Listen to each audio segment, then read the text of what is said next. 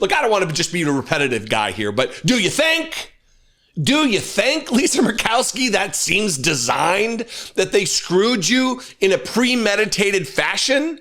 You goof, you rube, you naive dolt.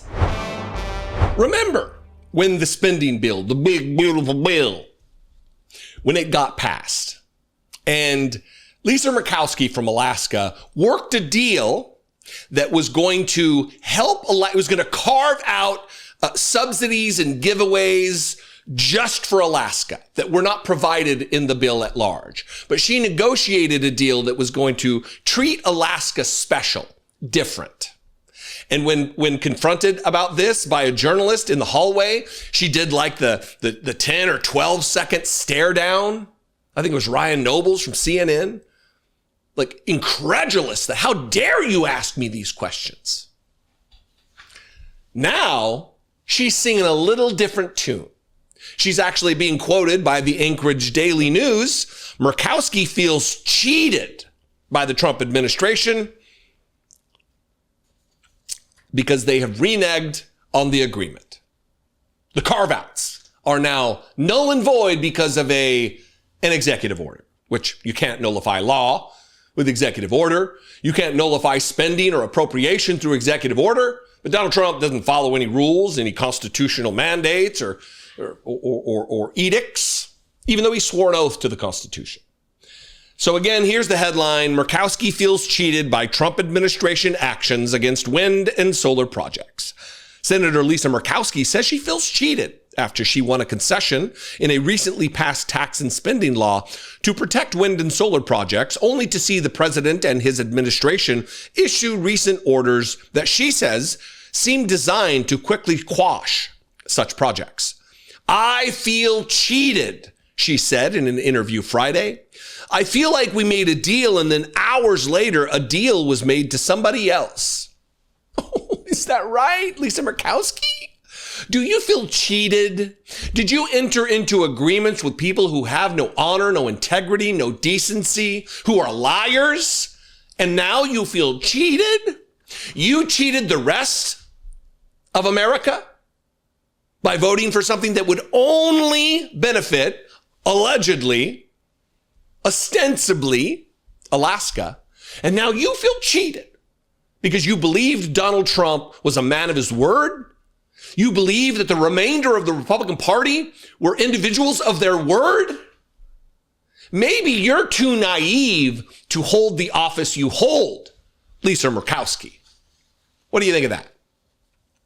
While the mega bill took steps to cut support for solar and wind projects, Murkowski managed to negotiate a measure to protect a 12-month window for the projects to receive tax credits, despite efforts by some Republicans to immediately eliminate them.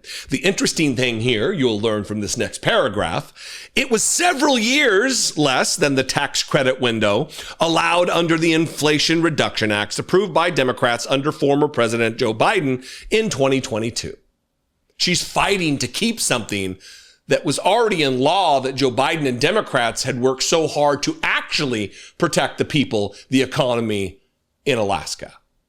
And she's just begging for crumbs from her own party and her own president, Donald Trump. Murkowski said she saw it as a way to protect wind projects that are needed to combat a looming energy crisis along the rail belt in Alaska, along with other potential projects to combat sky-high energy prices in rural areas. But days after the concession passed in the mega bill, Trump issued an executive order that could lead to a rewrite of federal rules to limit the award of the tax credits for some solar and wind projects. The order also seeks to ensure that wind and solar projects don't receive quote unquote preferential treatment over other options that don't provide intermittent power, such as oil, natural gas, or hydropower. Next, the Interior Department issued a directive requiring that Interior Secretary Doug Burgum personally sign off on even routine activities for wind and solar projects on federal land and waters. Some fear the move will slow or halt development, even for projects on private land that need access from federal areas. Do you think that's what some people think? That's absolutely what they're going to do. Lisa Murkowski got f***ed here.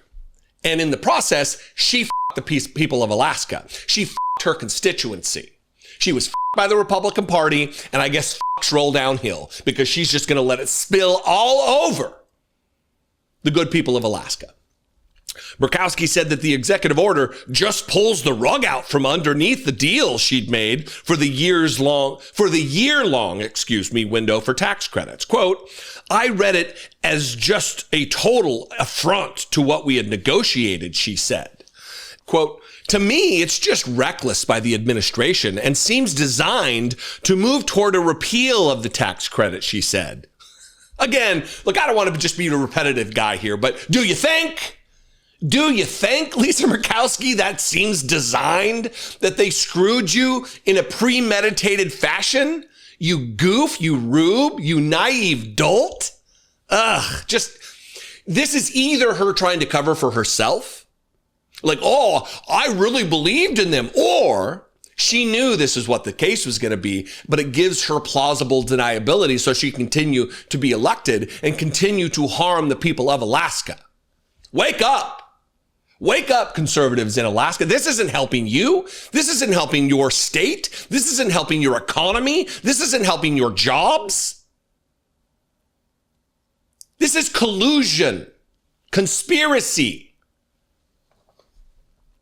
Do I feel like the administration was not being upfront with us? Yes, she said.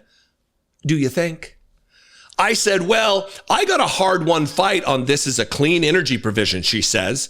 It's not everything that I wanted, but it's going to keep some of our projects alive, and that's important. But the executive order undercut the agreement, she said. Do you think? Look, this is as much of a lesson for Democrats as it is for Lisa Murkowski herself personally. That do not try to deal with Republicans. They are not honest brokers. They are not even-handed, reputable partners in governance. It's the same thing that I talked to Alex Padilla about a couple weeks ago. The very same thing that I questioned on multiple moments in our interview with Cory Booker. These aren't honest people. You cannot rely on them to enter into agreements and hold up their end of those agreements. They are liars. They have no dignity. They have no shame. They have no integrity. They will screw you over. And in the process, it's not just screwing over a colleague in the Senate or the House of Representatives. It's screwing over we the people. All of us will be harmed because of their lack of shame. What do you think? I would appreciate your feedback here. You can comment below. You can also call the voicemail line, 714-576-4054.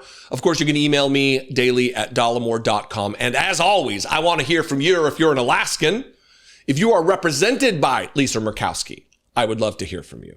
It is amazing going from the leadership, if you will, of Ted Stevens, a storied broker of political power in the Senate, represented Alaska, to this.